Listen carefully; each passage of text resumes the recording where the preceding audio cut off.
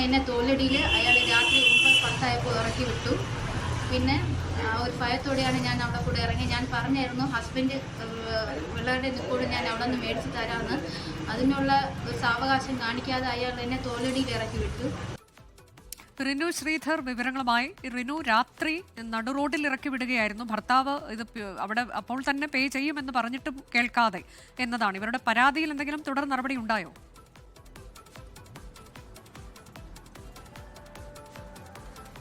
ഈ കുന്നത്തുകാൽ എന്ന് പറയുന്ന സ്ഥലത്തെ ഒരു സ്വകാര്യ ആശുപത്രിയിലെ ലാബ് ടെക്നീഷ്യനാണ് ഈ ദിവ്യ എന്ന് പറയുന്ന യുവതി. അന്ന് അതായത് ഈ കഴിഞ്ഞ 26-ാം തീയതി വൈകുന്നേരത്തോടു കൂടി ശ്വാസതടസ്സം അടക്കമുള്ള രോഗത്തിന് ചികിത്സ തേടുന്നൊരു യുവതി കൂടിയാണ്. ഇവർക്ക് സുഖമില്ലാതാകുന്നു. നേരത്തെ തന്നെ വീട്ടിലേക്ക് പോകുന്നതിന് വേണ്ടി തയ്യാറായി നിൽക്കുന്നു. ഏകദേശം 8:45 കൂടിയാണ് ബസ് വരുന്നത്. KSRTC വെള്ളറുടെ ഡിപ്പോയിലെ വെള്ളറുടെ ബോർഡ് വെച്ച ബസ് എന്നുള്ളതാണ് ഈ യുവതിയുടെ പരാതിയിൽ പറയുന്നത്. ഈ ബസ്സിൽ കയറി ഏകദേശം കാരക്കോണം എത്തുമ്പോഴേക്കും ഈ സുഖമില്ലാത്തത് കൊണ്ട് തന്നെ പേഴ്സ് എടുക്കുവാൻ വേണ്ടി വിട്ടുപോയി. എന്നാൽ ഗൂഗിൾ പേയിൽ പണം ഉണ്ടായിരുന്നു. ഗൂഗിൾ പേ വഴി ഇപ്പോൾ KSRTCയിൽ നമുക്ക് പണം നൽകാവുന്നതുമാണ്. KSRTCയിൽ ഈ കണ്ടക്ടറോട് ഗൂഗിൾ പേ വഴി പണം നൽകാമെന്ന് ആവശ്യപ്പെട്ടു. അതനുസരിച്ച് ഗൂഗിൾ പേ വഴി പണം നൽകുന്ന സമയത്ത് സെർവർ ബിസി ആയിരുന്നു എന്നുള്ളതാണ്. അല്പസമയം മുന്നോട്ട് പോയി കഴിഞ്ഞാൽ പ്രാദേശിക മേഖലയാണ്, അതുകൊണ്ട് തന്നെ സെർവർ ചില ബുദ്ധിമുട്ടുകൾ ഉണ്ടാകും.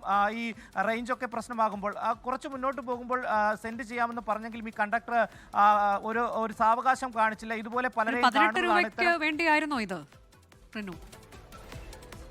തീർച്ചയായും 18 രൂപയാണ് ഈ KSRTCയിൽ നൽകേണ്ടിയിരുന്നത്.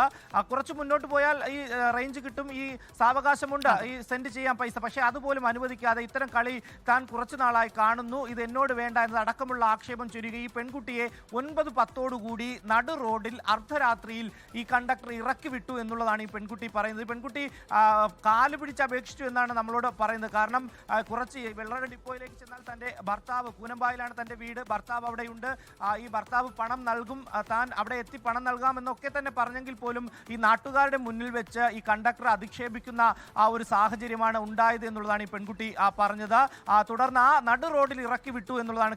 കിലോമീറ്ററുകൾക്കിപ്പുറം അർദ്ധരാത്രിയിൽ നടു റോഡിൽ ഇറക്കി വിട്ടു. അതിനുശേഷം മിനിറ്റുകൾക്ക് ശേഷം ഭർത്താവ് വന്നാണ് തന്നെ വീട്ടിലേക്ക്, സുഖമില്ലാത്ത തന്നെ വീട്ടിലേക്ക് കൂട്ടിക്കൊണ്ടു പോയത് എന്നുള്ളതാണ് ഈ യുവതി പറയുന്നത്. തുടർന്നാണ് ഈ ഡിപ്പോ അധികൃതർക്ക് പരാതി നൽകിയത്. 26-ാം തീയതി നൽകിയ പരാതിയാണെന്ന് 2 ദിവസം പിന്നിടുന്നു. പക്ഷേ നിലവിൽ ഇതുവരെയും ഈ ഡിപ്പോയിൽ നിന്നൊന്ന് വിളിച്ച് അന്വേഷിക്കുവാനോ എന്താണ് സംഭവിച്ചതെന്ന് തിരക്കുവാനോ തയ്യാറായില്ല എന്നുള്ള അതാണ് ഈ യുവതി നമ്മളോട് പറഞ്ഞത്. കണ്ടക്ടറുടെ പേരോ ഒന്നും തന്നെ യുവതിക്ക് അറിയില്ല, ഈ ബസ്സും മാത്രമാണ് അറിയാവുന്നുള്ളത്. വെറും 18 രൂപയ്ക്ക് വേണ്ടിയാണ് KSRTC വെള്ളറടയിൽ ആണ് ഇറക്കി വിട്ടത്.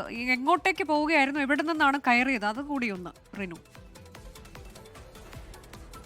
അതായത് വെള്ളറടയിലേക്കാണ് ഈ കുട്ടി പോയത് എന്നുള്ളതാണ് നമ്മളോട് പറഞ്ഞത്. കാരക്കോണത്തെത്തുമ്പോഴാണ് ഈ സംഭവം ഉണ്ടാകുന്നത്. കാരക്കോണം കഴിഞ്ഞ് തേലടി എന്ന് പറയുന്ന സ്ഥലത്ത് ഈ സ്ഥലത്തെത്തിയതാണ്. അതായത് വലിയ ആൾവാസമൊന്നും ഇല്ലാത്ത സ്ഥലം എന്നുള്ളതാണ് ഈ പെൺകുട്ടി പറയുന്നത്. നമുക്കറിയാം വെള്ളറട തമിഴ്നാടുമായി ബോർഡർ പങ്കിടുന്ന ഒരു പ്രാദേശിക മേഖല കൂടിയാണ്. ഈ ആൾപ്പാർപ്പില്ലാത്ത സ്ഥലത്ത് അസമയത്ത് ഇറക്കി വിട്ടു എന്നുള്ളതാണ് ഈ പെൺകുട്ടി പറയുന്നത്. അതാണ് ഗൂഗിൾ പേ അത് നടത്താൻ കഴിഞ്ഞില്ല. ഗൂഗിൾ വഴി 18 രൂപ ടിക്കറ്റ് നിരക്കായിരുന്നു. അത് ഭർത്താവ് പേ ചെയ്യും, അല്പസമയം മുന്നോട്ട് പോയാൽ എന്ന് പറഞ്ഞിട്ട് അത് കേൾക്കാതെ രോഗിയായ സ്ത്രീയെ നടു റോഡിൽ രാത്രി ഇറക്കി വിട്ടു എന്നുള്ളതാണ്. KSRTCക്ക് പരാതി നൽകിയിട്ടുണ്ട്. തുടർ നടപടി ഉണ്ടാകുമെന്നാണ് പ്രതീക്ഷ. ലോകത്തെവിടെയായാലും ഏത് സമയത്തും 24 വാർത്തകളും ഓഗ്മെന്റഡ് റിയാലിറ്റി പാക്കേജുകളും എക്സ്പ്ലെയിനറുകളും വിശദമായി കാണാൻ ഞങ്ങളുടെ YouTube ചാനൽ നിങ്ങൾക്ക് സബ്സ്ക്രൈബ് ചെയ്യാം.